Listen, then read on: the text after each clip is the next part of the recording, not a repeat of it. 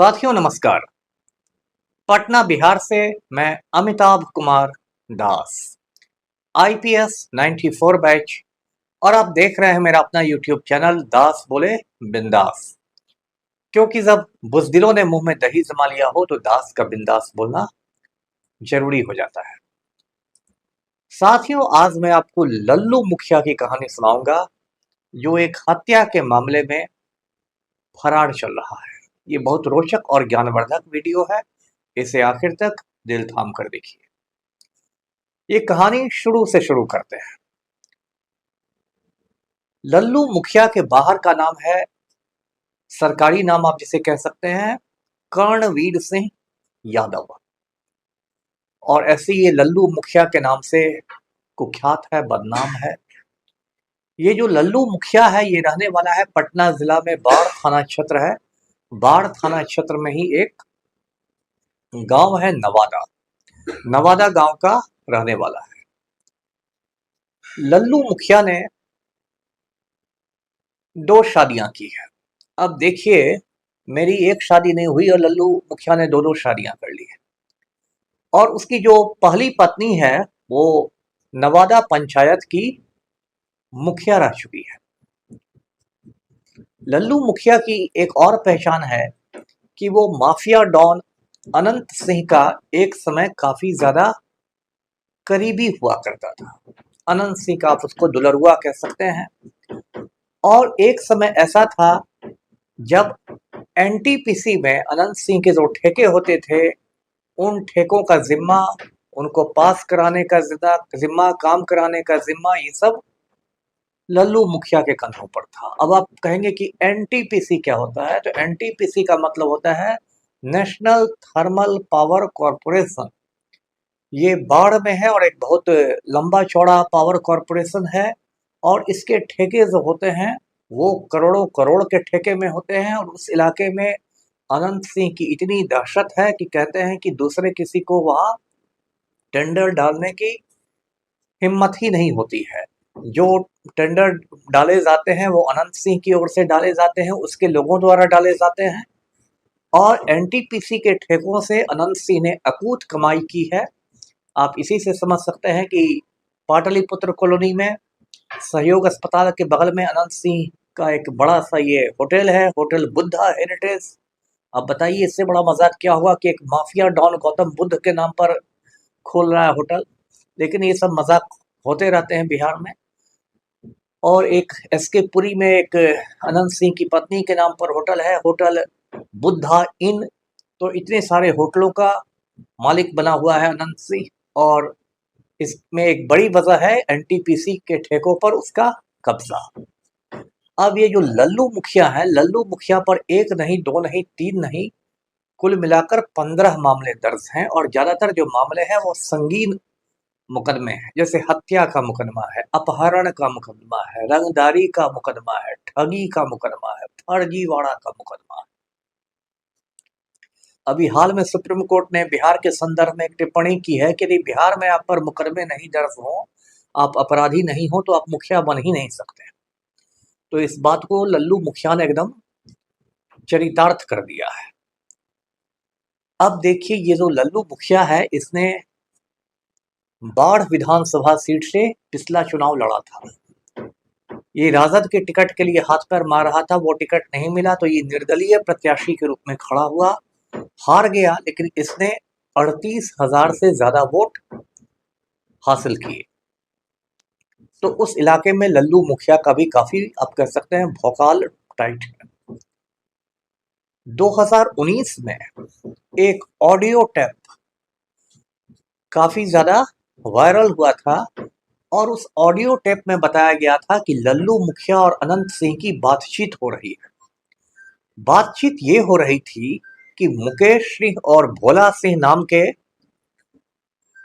लोगों की हत्या कैसे करवाई जाए। उसके बाद क्या हुआ कि पटना जिला में ही पंडारक थाना पड़ता है, पंडारक थाना क्षेत्र में 3 शूटर्स पकड़ा गए, भीड़ के हत्थे चढ़ गए। और उन लोगों ने कहा कि हमें तो अनंत सिंह ने भेजा था भोला सिंह की हत्या करने के लिए। उसके बाद ये मामला काफी गर्म हुआ। उस मामले में बाढ़ कि जो एएसपी हैं उसने सीनियर एसपी पटना को ये प्रतिवेदन भेजा, उसमें अनुशंसा की गई कि लल्लू मुखिया की गिरफ्तारी पर 50,000 का इनाम घोषित किया जाए। जब मामला गर्म होने लगा तो लल्लू मुखिया ने बाढ़ कोर्ट में जाके सरेंडर कर दिया और वो जेल चला गया, फिर बाद में जमानत पर छूटा।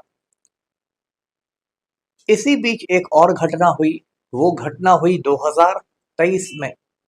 2023 में क्या हुआ कि एक कमलेश प्रसाद नाम का शख्स था, वो अपनी बेटी को परीक्षा दिलाने आया था बाढ़। बाढ़ में एक एएनएस कॉलेज है, उसी कॉलेज में बेटी का परीक्षा केंद्र पड़ा था। कमलेश सिंह जब परीक्षा दिलाने के बाद अपनी बेटी के साथ लौट रहा था तो अचानक उस पर हमला किया गया और उसको गोलियों से छलनी कर दिया गया। इस मामले में लल्लू मुखिया का ही नाम आया कि हत्या की साजिश लल्लू मुखिया ने की है। अब पटना पुलिस इसको खोज रही है और लल्लू मुखिया फरार है। अब कल की बात है कि बाढ़ थाना का जो इंस्पेक्टर इंचार्ज है, जो थाना प्रभारी है, वो बिल्कुल 7 थानों की पुलिस के साथ नवादा गांव पहुंचा और उसने लल्लू मुखिया के घर पर इश्तहार चिपकाया और साथ ही साथ डुगडुगी भी बजाई गई और डुगडुगी बजा के ऐलान किया गया कि लल्लू मुखिया फरार है, वो आत्मसमर्पण करे, नहीं तो उसकी संपत्ति की कुर्की की जाएगी।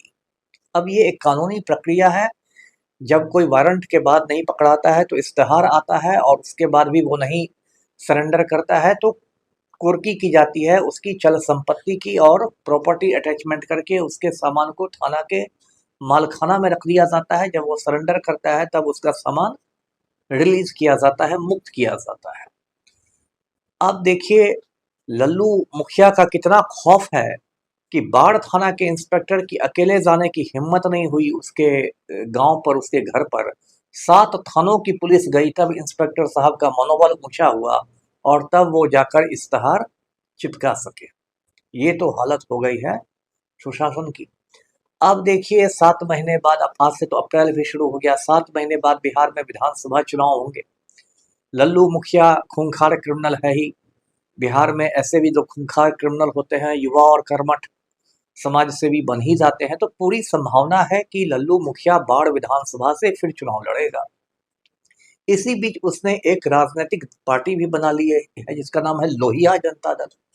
ये दूसरा बड़ा मजाक हो गया कि राम मनोहर लोहिया जो इतने बड़े समाजवादी थे, जो सप्त क्रांति की बात किया करते थे और बहुत उनकी इज्जत है समाजवादी हलकों में, उनके नाम पर लोहिया जनता दल बना लिया है एक हत्यारे ने, एक गुंडे मवाली ने। और लोहिया जनता दल के जो महासचिव हैं वो पुलिस पर ही हमलावर हैं। उनका कहना है कि जो मकान है लल्लू मुखिया का, ये सिर्फ उसी का मकान नहीं है, इसमें तो उसके भाइयों का भी हिस्सा है, तो पुलिस कुर्की कैसे कर सकती है? मतलब उल्टा चोर कोतवाल को डांटे की स्थिति है। अब ये जो लल्लू मुखिया है ये तो बाढ़ से चुनाव लड़ेगा ही लड़ेगा। फरार होते हुए लड़ना तो मुश्किल है क्योंकि उसको नामांकन पत्र दाखिल करने आना होगा। तो पूरी संभावना है कि वो जल्दी ही सरेंडर कर देगा और फिर जेल से चुनाव लड़ेगा। जब तक कोई व्यक्ति सजा याफ्ता नहीं हो जाता, कोर्ट के द्वारा दोषी नहीं पाया जाता, दोष सिद्ध नहीं हो जाता, तब तक वो चुनाव लड़ सकता है, जेल से भी लड़ सकता है और लड़के लोग जीतते भी हैं। तो ये लल्लू मुखिया की कहानी है। अब लल्लू मुखिया के बारे में कहते हैं कि पिछले कुछ समय से अनंत सिंह के साथ भी उसके रिश्तों में खटास आ गई है। अनंत सिंह आप जानते हैं बहुत शक्तिशाली है, हमारे जो नालायक मुख्यमंत्री हैं पलटू राम अनंत सिंह के आज्ञाकारी चपरासी बने हुए हैं और अनंत सिंह को पलटू राम के आदेश पर बेऊर जेल में सारी सुविधाएं मिली हुई है, मोबाइल की भी सुविधा है। अनंत सिंह मोबाइल पर अपने गिरोह का संचालन करता है। मैं बार बार मांग करता हूं कि अनंत सिंह को पटना के बेऊर जेल से दिल्ली के तिहाड़ जेल भेजा जाए, लेकिन सरकार के कान पर जू नहीं रेंगती है क्योंकि मुख्यमंत्री ही अनंत सिंह के गिरोह में शामिल हो गए हैं। अनंत सिंह ने 2015 में पुटूस यादव की भी हत्या करवा दी थी। उस कांड में उसे जेल भी हुआ था। कायदे से पुटूस यादव हत्याकांड में अनंत सिंह का स्पीडी ट्रायल होना चाहिए, त्वरित विचारण होना चाहिए, लेकिन जब से मुख्यमंत्री अनंत सिंह के गिरोह में शामिल हो गए हैं, पुटूस यादव हत्याकांड की चर्चा भी नहीं होती है।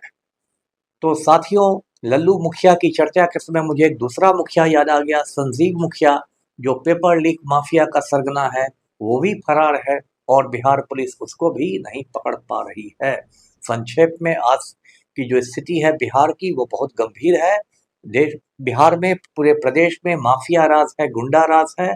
माफिया लोग सरकार चला रहे हैं और आम आदमी पर सर्जिकल स्ट्राइक हो रहा है। वीडियो को लाइक करें, शेयर करें, चैनल को सब्सक्राइब कीजिए। धन्यवाद। जय हिंद।